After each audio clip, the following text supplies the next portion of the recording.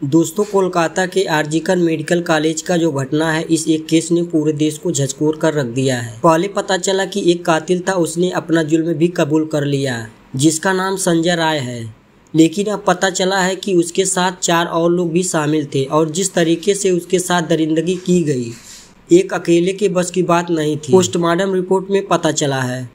दोस्तों, 8 अगस्त की उस रात क्या कुछ हुआ था, आइए जानते हैं। दोस्तों, जब निर्भया कांड हुआ और 4 लोगों को फांसी पर चढ़ा दिया गया, लगा कि बहुत कुछ बदलने वाला है। अभी हाल ही जो ट्रेनिंग डॉक्टर के साथ हादसा हुआ है कोलकाता में, उसमें कुछ लोग अपनी संवेदना व्यक्त कर रहे थे और कह रहे थे कि निश्चित रूप से निर्भया के बाद जो भी कुछ हुआ है, कानून और कड़े कर दिए गए हैं। लेकिन दोस्तों, उसके बाद बहुत कुछ सुनने को मिला है।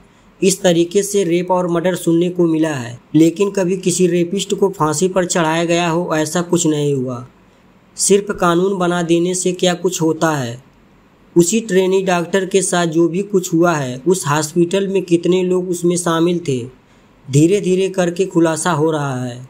लेकिन यह तो अभी पिछले 9 तारीख की घटना है। उसके बाद में जो भी घटना घटित हुई है, 13 तारीख को बिहार में एक दलित लड़की, सिर्फ 14 साल की उम्र की लड़की, जो कि अपने परिवार के साथ सोई थी। उसके पिता और भाई बाहर सोए हुए थे और वह लड़की अपनी मां और बहन के साथ घर के कमरे में सोई हुई थी। 3 मोटरसाइकिल से कुछ दरिंदे लोग आते हैं और उसके पिता और भाई को गाली देने लगते हैं। जब इसकी आवाज़ घर के अंदर जाती है तो लड़की अपनी मां और बहन के साथ बाहर आती है। तो ये लोग क्या करते हैं, उसी लड़की को चाकू दिखाकर अपनी बाइक पर बिठा लेते हैं और उसके बाद एक खेत में ले जाते हैं, जहां उसके साथ गैंगरेप होता है। इससे भी मन नहीं भरता तो उसके स्तन को काट दिया गया, प्राइवेट पार्ट को चाकू से लगभग 40-50 बार घोंप दिया गया। उसके चेहरे को चाकुओं से हमला किया गया, गर्दन के पीछे चाकू मारी गई, उसकी दर्दनाक हत्या करके उसे पोखरे में फेंक दिया गया। सुबह उसकी माँ, उसकी बहन चिल्ला चिल्ला कर उस व्यक्ति का नाम ले रही थी कि संजय राय है। संयोग से उसका नाम भी संजय राय ही है। दोस्तों, बिहार के मुजफ्फरनगर में जो घटना हुई है, लेकिन वहाँ के जो एसीपी हैं, उनका जब मैंने मीडिया का बयान देखा, बहुत ही आराम से कह रहे हैं कि हाँ, एक घटना घटित हुई है। एक लड़की के चेहरे पर, कलाई पर और गर्दन पर चोट के निशान थे। वो पोखरे में मृत की अवस्था में पाई गई है। जो लड़की के परिवार वाले हैं, वह एक व्यक्ति का नाम ले रहे हैं, उसको नामजद आरोपी बना रखे हैं। इतना ही कहने की हिम्मत नहीं है। और यहाँ बात हो रही है कि निर्भया के बाद कानून बना दिए गए हैं और अब लोगों को फांसी पर लटकाया जाएगा। इसी मामले में जब 8 अगस्त की रात पूरा देश नीरज चोपड़ा के गोल्ड मेडल जीतने की दुआ कर रहा था, ट्रेनी डॉक्टर भी उन लोगों में शामिल थी। वो सेमिनार हॉल में कुछ टाइम के लिए आती हैं। 12 बजे रात उन्होंने खाना ऑर्डर किया था और खाना खाने के लिए उस सेमिनार हॉल में जाती हैं। वहां पर जाने के बाद वो टीवी देखती हैं और नीरज चोपड़ा के लिए दुआएं करती हैं। उनके साथ एक और डॉक्टर थी, जो किसी बात को लेकर इन दोनों में बहस हो जाती है।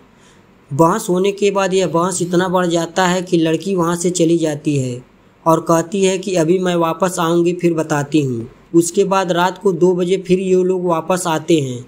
वो ट्रेनी डॉक्टर जो थी, 36 घंटे का शिफ्ट करने के बाद उस सेमिनार हॉल में सो जाती है और जब ये लोग आते हैं तो फिर बहसबाजी शुरू कर देते हैं। बहसबाजी इतनी गंभीर रूप ले लेती है, डॉक्टर को पता चल जाता है कि ये लोग प्लान बनाकर आए हैं, ये लोग कुछ हमारे साथ करने वाले हैं। तो वो उनसे संघर्ष करने लगती है। एक लड़की भी शामिल है और इसमें 3 जूनियर डॉक्टर भी हैं। ये सब मीडिया रिपोर्ट के अनुसार कहा जा रहा है।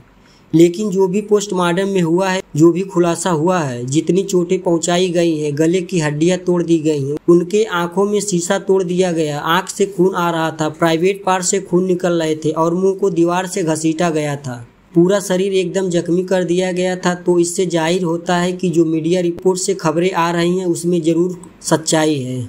क्योंकि ट्रेनी डॉक्टर के साथ जिसकी उम्र 31 साल की थी, ऐसा भी नहीं कि बहुत कमज़ोर थी, इतना ही नहीं था, वो अच्छी खासी तंदुरुस्त थी। उसके साथ कोई एक दरिंदगी कर नहीं सकता, जो कि उसके साथ हैवानियत की गई थी। जब वह सारे लोग आते हैं और उन पर जानलेवा हमला शुरू करते हैं, कहा जा रहा है कि उसको पटक दिया गया, उसके गले की हड्डी टूट गया, उसके आंखों में शीशा तोड़ा गया, दीवार पर रगड़ा गया, इस तरीके से दीवार में दबाकर रखा गया कि वो चिल्ला ना पाए, इसकी आवाज़ किसी के कानों में न पड़ जाए।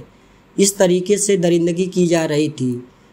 जो रिपोर्ट आई है बहुत ही भयानक है। 151 ग्राम सीमेंस उस लेडी डॉक्टर के इंटरनल पार्ट में पाया गया, जो कम से कम 4 से 5 लोग का यह हो सकता है। क्या बीती होगी उस ट्रेनिंग डॉक्टर के ऊपर उस रात को जब उसके साथ दरिंदगी की जा रही थी। इससे भी शर्मनाक बात यह है कि इस पर राजनीति हो रही है। इसके माता पिता को 3 घंटे तक वहां पर खड़ा किया गया, चेहरा तक देखने नहीं दिया गया। वो लोग चिल्लाते रहे, हाथ जोड़ते रहे कि एक बार मेरी बेटी का चेहरा दिखाओ। दोस्तों, वो लोग बाहर खड़े रहे और इधर कुछ मामला को दबाने की कोशिश कर रहे थे। यहाँ पर जो नाम आया है वह अभी तक मोहरा है, क्योंकि उसका रिकॉर्ड खराब था, उसका भी यही हाल था।